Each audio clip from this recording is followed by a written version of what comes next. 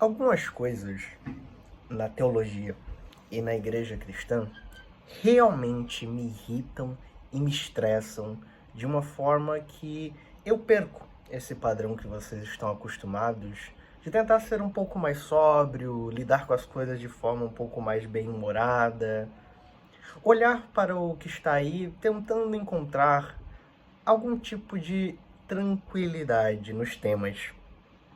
Mas existe um tema específico e que infelizmente tem uma grande quantidade de apoiadores em pessoas que se dizem sérias, técnicas e estudadas, que é o aconselhamento noutético.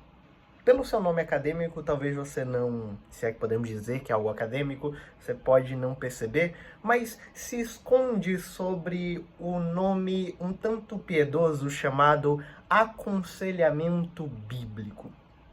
Existe até uma associação brasileira disso, e eu não tenho problema aqui em entrar em combate direto com ela ou com alguém que eu defenda isso, porque para mim, sim, assim como eu quero expressar aqui no vídeo, vocês são a voz do diabo falando para a igreja. O que vem a ser o tal aconselhamento noutético, a escola noutética de conselheiros bíblicos?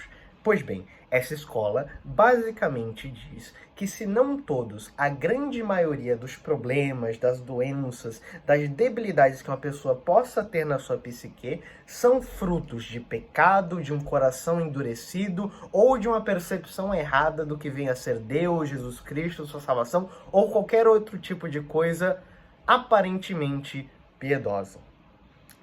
Eles não negam nenhum tipo de voz em dizer que a psicologia, a psiquiatria e todas essas áreas do conhecimento sobre a mente humana são invenções humanistas que querem substituir o papel de Deus na humanidade. Daí, evidentemente, todo tipo de lixo se prolifera. O lixo de dizer que a sociedade cristã tem que ser, a sociedade civil tem que ser guiada pelas leis de Deus, a ideia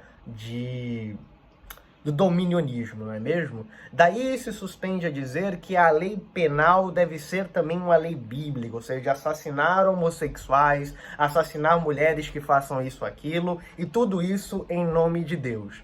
Daí parte ideias de que a igreja cristã precisa dominar o mundo, influenciar a cultura, teoria dos sete mundos e todo tipo de nojeira, de vômito canino e de chorume lixoso que existe no evangelicalismo brasileiro e global.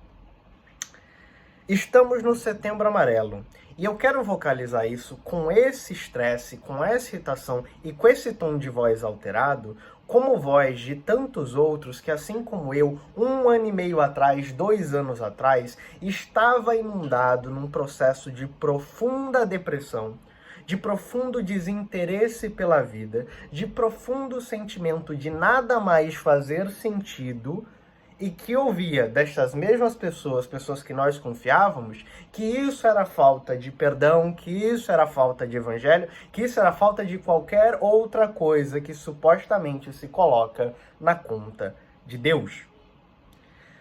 O luteranismo surgiu na minha vida, ou ressurgiu em minha vida, também como um farol nesses sentidos. Ouvir que Deus nos deu sabedoria e racionalidade para tomar decisões sábias em nossas vidas e que Ele nos deu essa racionalidade, inclusive, para executar ofícios que melhorem a vida dos nossos próximos. E nisso se inclui toda sorte de ciência, toda sorte de estudo, toda sorte de análise.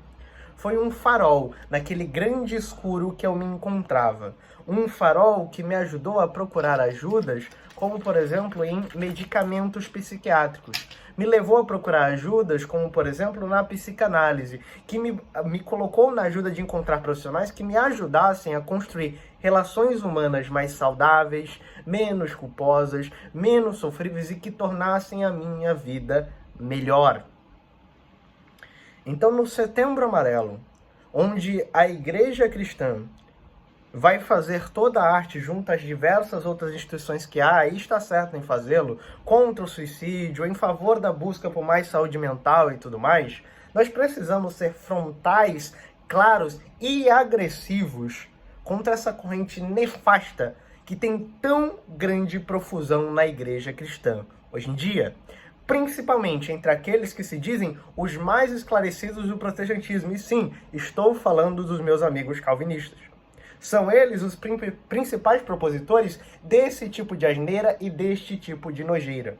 Se você está se sentindo mal agora, não vê mais motivo na vida, as coisas parecem turvas, tudo parece que dá errado para si, todas as suas relações humanas lhe fazem mal, você não tem um problema de pecado, não tem um problema de falta de sentir o amor de Deus. Você tem um problema que pode ser resolvido pelos mecanismos que a razão humana dotada por Deus nos deu. A medicina, a psicologia, a ajuda de profissionais sérios e gabaritados, que não vou colocar a culpa nem no seu coração e nem na conta de Deus, mas no fato de que você possui algum tipo de deficiência química na sua psique, que pode ser corrigida com medicamentos.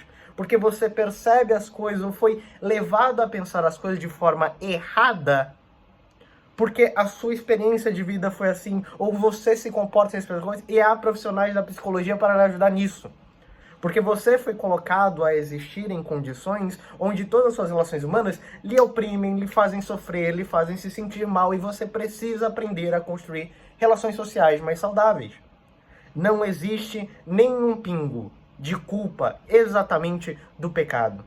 E o que há de culpa, talvez, do pecado, não é resolvido com um curso de aconselhamento bíblico. Não é resolvido com uma espécie de tratamento de choque. É resolvido em confessar os pecados e ouvir a boa voz de Deus, pública ou privadamente, dizendo: estão perdoados os teus pecados, vai em paz, a tua fé te salvou.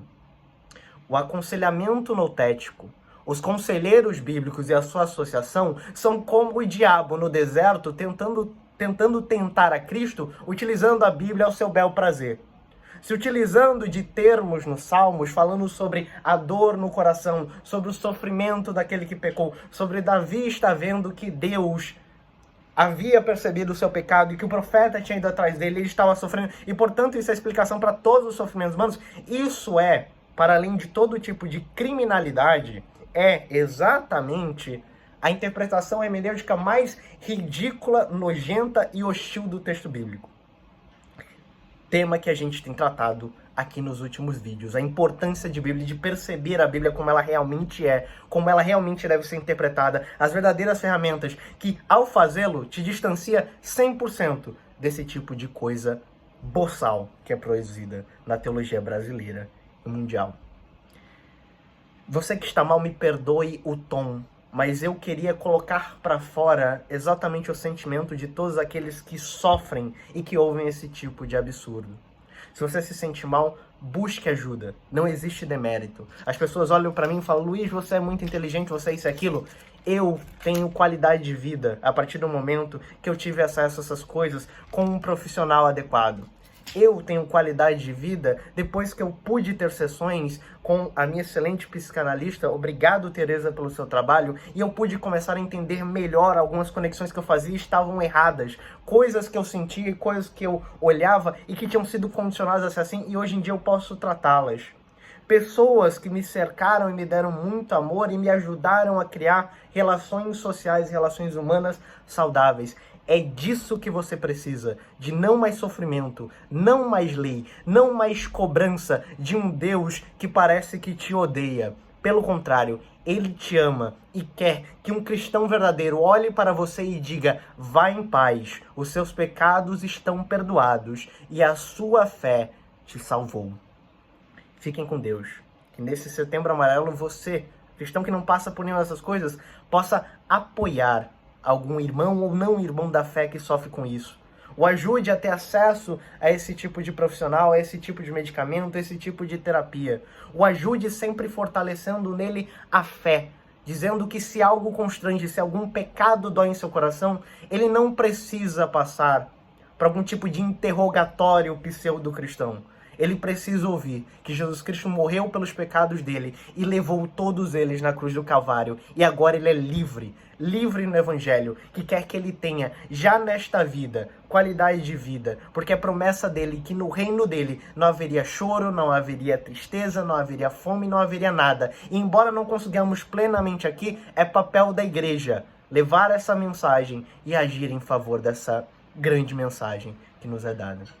Fiquem com Deus, perdoem a forma como este vídeo foi. Eu não sou assim, mas esse tema de fato arranca o que há de mais irritadiço e raivoso do meu coração.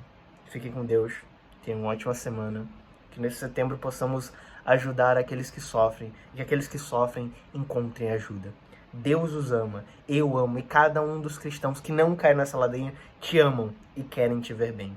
Fique com Deus, fique bem. A sua vida vale muito, vale o suficiente para que o próprio Deus quisesse dar a vida dele em favor da sua. Fique com bem. Deus te ama, eu também.